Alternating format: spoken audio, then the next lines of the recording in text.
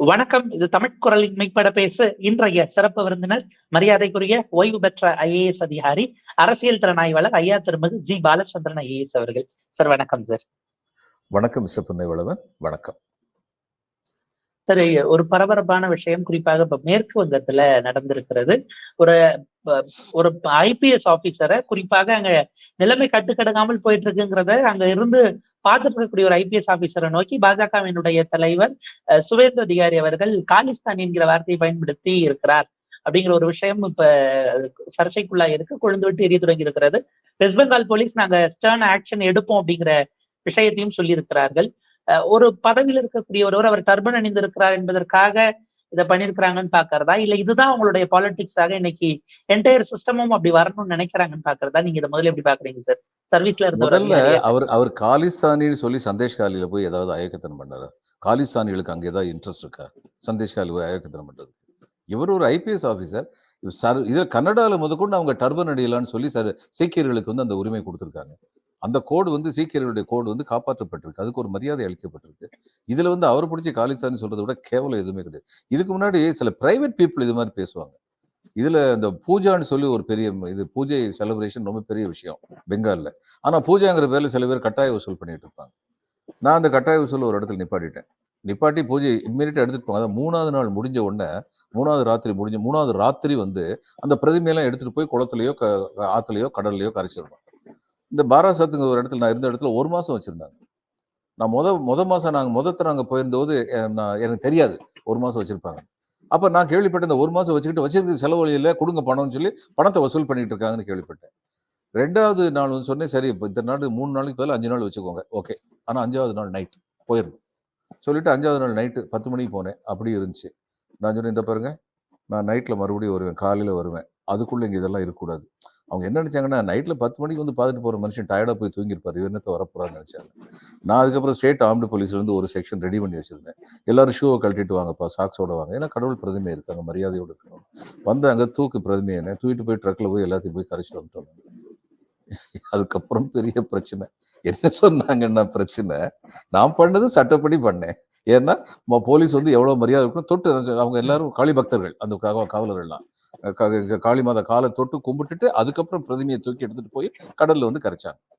பக்தர்கள் செய்ய வேண்டிய காரியத்தை காவலர்கள் செஞ்சாங்க. அப்போ அவங்க வேற எது வேணாலும் சொல்லட்டும், அவங்க என்ன சொன்னாங்கன்னா, பேப்பர்ல வந்து இது கொடுத்தாங்க, அட்வர்டைஸ்மெண்ட் கொடுத்தாங்க, இந்த பாலச்சந்திரன் ஒரு சிறிய கிறிஸ்டியன், அதனாலதான் இந்து மதத்து மேல இது மாதிரிலாம் பண்றாங்க. அப்படி சொன்னவங்க பூஜை கமிட்டி சேர்ந்தவன், அவன் வசூல் குறையுதுங்கிற எரிச்சல்ல சொன்னான். இன்னைக்கு பாஜகவே அப்படி சொல்லுதுன்னா என்ன அர்த்தம்? அது எந்த காரணமும் இல்லாம அவர் மேல.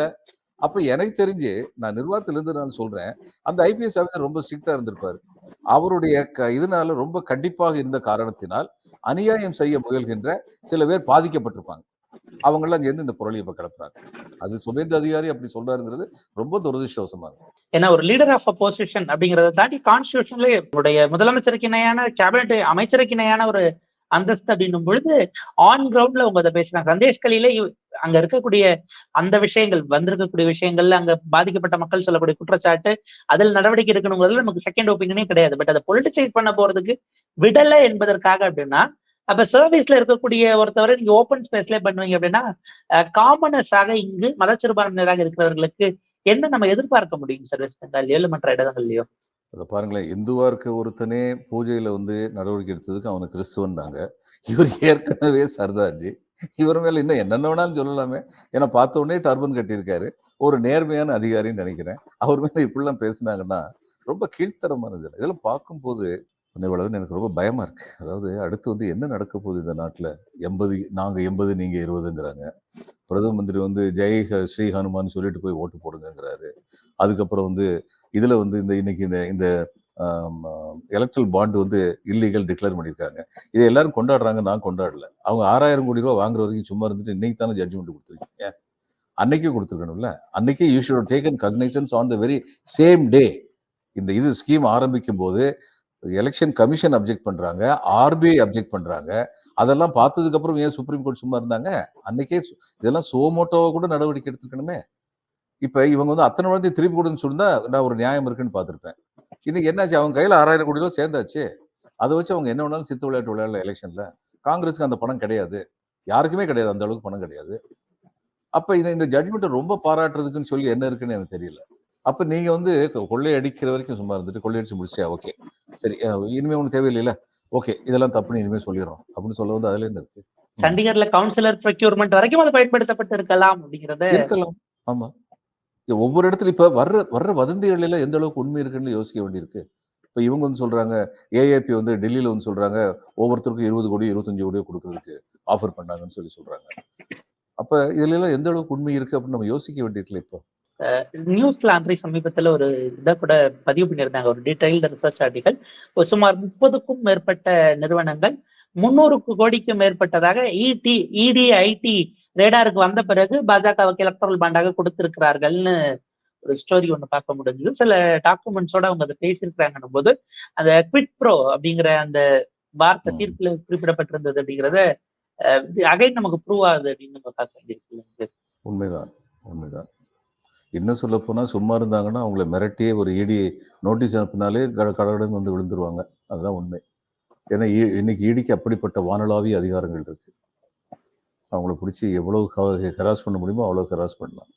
ஒரு பக்கம் பதவியில அங்க போஸ்டிங்ல இருக்கக்கூடிய ஒரு ஐபிஎஸ் ஆபீசரை பார்த்து இப்படிப்பட்ட வார்த்தைகள் பயன்படுத்துறாங்கன்னா, விவசாயிகள் போராட்டத்திற்கு பஞ்சாப் ஹரியானா பார்டர்ல இருந்து ஷம்பு பார்டர்ல இருந்து டெல்லிக்கு நுழையக்கூடியவர்களை பாஜகவினுடைய அஃபிலியேஷன்ல இருக்கக்கூடிய பல பக்கங்கள் திரும்ப திரும்ப அவங்க விவசாயிகளே கிடையாது, அவங்க வந்து காலிஸ்தான் கோரக்கூடியவர்களா இருக்கிறாங்க, அல்லது அவங்களை வந்து பின்னாடி இருந்து வெளிநாட்டுல இருந்து தூண்டி விட்டு இருக்கிறாங்க, அவர்கள் பணக்காரர்கள், சும்மா ஒரு இதுக்காக ஸ்டைலிஷா வராங்க என்கிற டாக்ஸ கொடுப்பது அப்படிங்கறத நம்ம எப்படி பாக்குறது?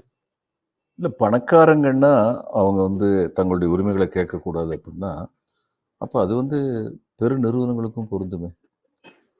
அம்பானியோ அதானியோ டாட்டாவோ பிர்லாவோ நீங்க பணக்காரங்க பேசாம சத்தம் போடாம இருங்க, நாங்க சொல்ற டேக்ஸை கொடுத்துட்டு போங்கன்னு அவங்ககிட்ட சொல்ல வேண்டியது என்ன? அவங்ககிட்டயே 40% அந்த டேக்ஸ் 25% ஆகுங்க கார்பரேட் டேக்ஸ் வந்து.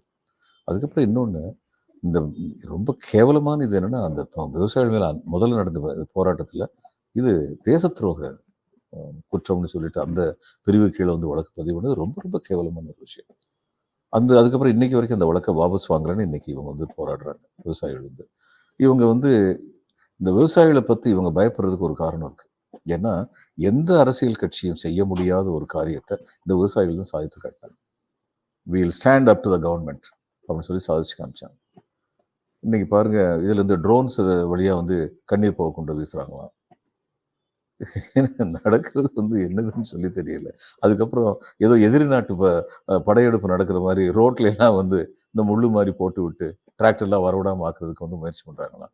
ஏதோ ஒரு யுத்தம் நடக்கிற மாதிரில இருக்கு. டெல்லி பூரா 144 சொல்லி வைக்கிறாங்களாம். இப்ப டெல்லி பூரா 144 வச்சா அத்தனை வெத்தலவா கடைக்காரனுக்கும் வியாபாரம் நடக்காது பாவம். அங்கதான் 4 பேருக்கு மேல கூடக்கூடாதுல்ல. அந்த மாதிரி வரும். என்ன ஆஃபீஸை விட்டு வெளியில வரும்போது நான் வந்து என்னுடைய ஃப்ரெண்டு ஒருத்தர் ஜேங்க ஆஃபீஸர் அப்படி சொன்னேன், தம்பி வெளியில வரும்போது 4 பேருக்கு மேல வந்துடாதீங்கப்பா, உங்களையும் ஏன் வந்தீங்கன்னு சொல்லி கூப்பிட்டுருவாங்க, தனித்தனியா வாங்க. இது என்னது இது? இந்த நாட்டுல வந்து என்ன நடக்குது? விவசாயிகள் யாரு? நம்முடைய சகோதரர்கள் தானே. இப்ப இந்த மண்டி சிஸ்டம்னு வச்சிருக்காங்க இல்லையா, அந்த சிஸ்டம் வந்து it is not a perfect system. சில பேருடைய ஆதிக்கம் அங்க நடைபெற முடியுங்கிறது உண்மைதான். ஆனா நீங்க கொடுக்குற சொல்யூஷன் வந்து it is ஒர்ஸ் than the present system. இப்ப இருக்கிறத விட இன்னும் கேவலமான நிலைமைக்கு நீங்க கூட்டு போய் பாக்குறீங்க. அதான் அப்படின்னு விவசாயி சொல்றாங்க. அவங்க சொல்ற ரொம்ப அர்த்தம் இருக்கு. பெருநிறுவனங்களுடைய கட்டுப்பாட்டுக்குள்ள எங்களை கொண்டு வந்துருவீங்க. அடுத்து அவன் என்ன சொல்றானோ அதை தான் நாங்க விதைக்கணும். அவன் உலகத்துல வந்து பார்த்துட்டு இந்த பெருவில் வந்து இன்னைக்கு வந்து காஃபி ஷார்ட்டேஜ் ஆயிடுச்சுங்கிறதுனால நாளைக்கு டீ எஸ்டேட்லாம் இவங்க கையில் இருந்ததுன்னா இந்த வருஷம் மட்டும் காஃபி அதிகமாக பிளான் பண்ணுங்க, எனக்கு நல்ல லாபம் கிடைக்கும் அப்படின்னு சொல்லலாம். அது இவனுக்கு எந்த லாபம் வேணாலும் கிடைக்கலாம். ஆனா இவன் கொடுக்குற விவசாயிக்கு வந்து பழக்கமா கொடுக்குற அளவுக்கு தான் கொடுப்பாங்க. இந்த இதுல வந்து வால்மார்ட் வந்து அடிச்சு வரட்டினாங்க அமெரிக்காவில் சில இடத்துல. எதனால? முதல்ல வந்து $100 தான் விளைபொருளுக்கு சரியான விலை அப்படின்னு சொல்லி இருந்ததுன்னா இவங்க $130 கொடுப்பாங்க. அப்போ மற்ற ஆளுங்கள்லாம் பிசினஸ்ல இருந்து ஓடி போயிடும். அவங்க பண்ண முடியாது, மேனேஜ் பண்ண முடியாது. அவனா $130 கொடுத்தா அவனுக்கு எந்த லாபமும் இருக்காது. இவன் பெருநிறுவனம் 2 வருஷம் நஷ்டப்படலாம். $130 கொடுத்து வாங்கிட்டு அதுக்கப்புறம் மற்றவங்களாம் ஓடுனதுக்கப்புறம் மானோபலி வந்தோடனே $60 கொடுப்பாங்க. $100 கொடுத்தா தான் விவசாயி கட்டுப்படி ஆகும். $60 கொடுத்தா வேற வழி இல்லை, யாருமே கிடையாது.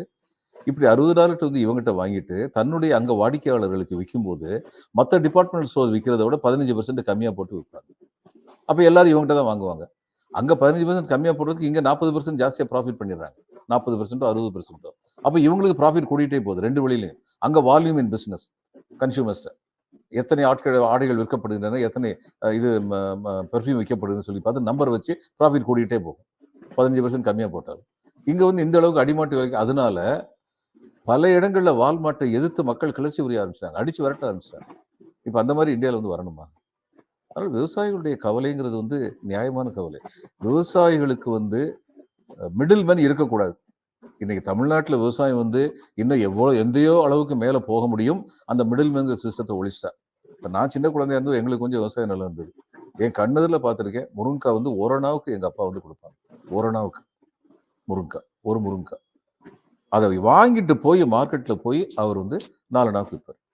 அவருக்கு வேற எந்த வேலையும் இல்லை, எங்கிட்ட வாங்குறது தான். அதில் அவருக்கு 300% ப்ராஃபிட். அதை அந்த கடைக்காரர் வந்து 8 நாவுக்கோ 12 நாவுக்கோ அவர் வந்து விற்பார். அப்போ விவசாயிக்கு என்ன கிடைச்சது? ஒரணா தானே கிடைச்சது. இந்த சிஸ்டம் அவாய்ட் பண்ணப்பட வேண்டும், அதில் சந்தேகம் இல்லை. அதுக்கு ஒரே வழி படித்தவங்க விவசாயத்துக்கு வரணும் ஒன்று. அடுத்து விவசாயிகள் வந்து வெரி ஸ்ட்ராங் கோஆப்ரேட்டிவ் மூவ்மெண்ட்டு கொண்டு வரணும், தங்களுக்குள்ள வச்சுக்கணும். கேரளா வந்து எழுத்தாளர்கள் அது மாதிரி கொண்டு வந்தாங்க. பப்ளிஷர்ஸ் எல்லாம் அவங்களை ரொம்ப ஏமாத்துறாங்கன்னு எழுத்தாளர்களையும் சேர்ந்து ஒரு நிறுவனம் ஆரம்பிச்சு அவங்க பப்ளிஷ் பண்றாங்க, நல்லா நடத்துறாங்க. அது மாதிரி வரும். In due course of time அதெல்லாம் வரும். அது வர்றதுக்கு முன்னாடி நீங்க வந்து முளையிலேயே கிளியரக்கூடாதுல்ல, இந்த மாதிரி ஒரு புது சட்டத்தை கொண்டு வந்து. அது மாதிரி இவங்க வந்து விவசாயிகளுக்கு இன்னைக்கு நடத்துறது ரொம்ப கீழ்த்தரமான விதம். அன்பார்ச்சுனேட்லி தி பிரிண்ட் மீடியா, எலக்ட்ரானிக் மீடியா ரெண்டுமே வந்து, நேஷனல் மீடியா வந்து இதெல்லாம் வந்து அதிகமாக ரிப்போர்ட் பண்ண மாட்டேங்க. இன்னைக்கு கொஞ்சம் கொஞ்சம் ரிப்போர்ட் வருது. ஏன்னா இவ்வளவு கூட ரிப்போர்ட் பண்ணால் அவங்க கிரெடிபிலிட்டியே காணாமல் போயிடும். அதனால இன்னைக்கு ரிப்போர்ட் வருது. இல்லைன்னா பல விஷயங்கள் ரிப்போர்ட் பண்ணப்படாமலே இருக்கு. இவங்க வந்து பட்டேல்ஸ் வந்து ரிசர்வேஷன் கேட்டாங்க. இதில் குஜராத்தில் ரிசர்வேஷன் கேட்டு கிளர்ச்சி நடத்தினாங்க. அந்நேரம் அவர் அமெரிக்காவுக்கு போயிருந்த, பிரதம மந்திரி அமெரிக்காவுக்கு போயிருந்த போது அந்த கிளர்ச்சி நடந்தது. அங்கே இவருக்கு எதிராக கிளர்ச்சி நடத்தினாங்க. ஒரு நேஷனல் நியூஸ் பேப்பர் கூட அந்த நியூஸ் போடலை. வெளிநாட்டில் போட்டாங்க, இன்னும் போடலை. இன்னைக்கு சோசியல் மீடியான்னு ஒன்று வந்திருக்கு. இந்த சோசியல் மீடியா வராமல் போயிருந்தா இந்த நாட்டுடைய உண்மையான நிலவரம் வந்து மக்களுக்கு தெரியாமலே போயிடும். மணிப்பூர்ல வந்து 2 பெண்கள் நிர்வாணமாக நடத்தி செல்லப்பட்ட கொடுமை சோசியல் மீடியால தானே வெளியில வந்தது. இன்னைக்கு வரைக்கும் பிரதமர் அங்க போகல அப்படிங்கிறதும் இருக்கிறது. அவரு அடுத்த தலைமுறைக்கு இன்னும் இப்பதான் ஸ்கூல்ல படிச்சுட்டு இருக்கிற பசங்களுக்காக எல்லாம் இந்தியாவை நான் உருவாக்க போறேன்னு எல்லாம் வசனங்கள் அப்படி பேசிட்டு இருக்காரு அப்படிங்கிறத பார்க்க முடிகிறது.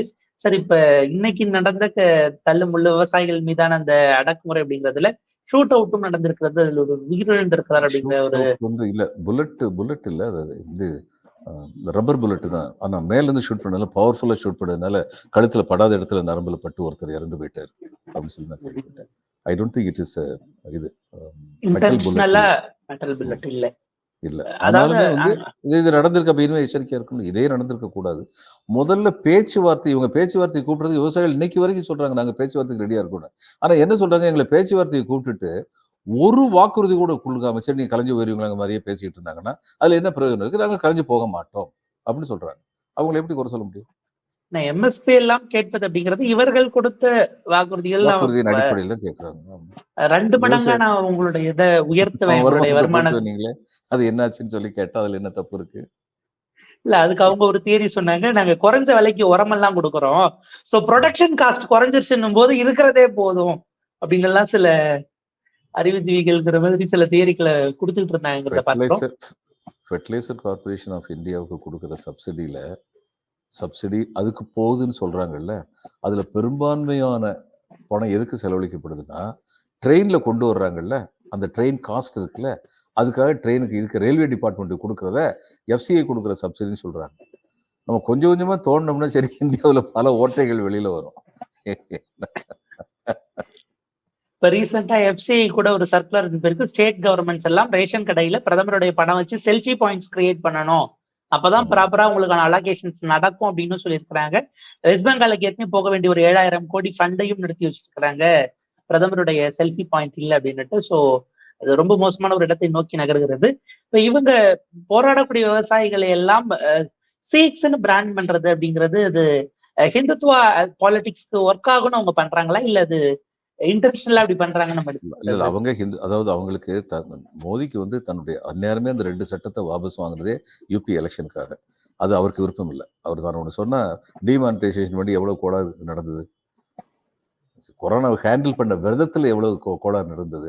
ஆனா எதை பத்தியும் பேச மாட்டாங்க. எல்லாமே ரொம்ப பிரமாதமா இருக்கு, நாடு வளம் குளிக்கிறது, பாலாறும் தேனாரும் ஓடுகிறது அப்படின்னு சொல்லி தான் பேசிட்டு இருப்பாங்க. இதுலயும் வந்து விவசாயிகள் மறுபடியும் போராடும் போது முளையிலேயே கிளியறணும். முதல்ல யூபியில் உள்ள விவசாய சங்கம் வந்து எது முன்னெடுத்து நடத்துச்சோ முதல்ல அவங்க இந்த தரம் திக்காயத்து தலைமையில் உள்ளவங்க வரல, அவங்க பின்னாடி முடிவெடுப்போம்னு சொன்னாங்க. அதேமா அவங்களும் வந்து இது சார்பாக முடிவெடுக்கிற வாய்ப்புகள் தான் அதிகமாக இருக்குன்னு நான் நினைக்கிறேன்.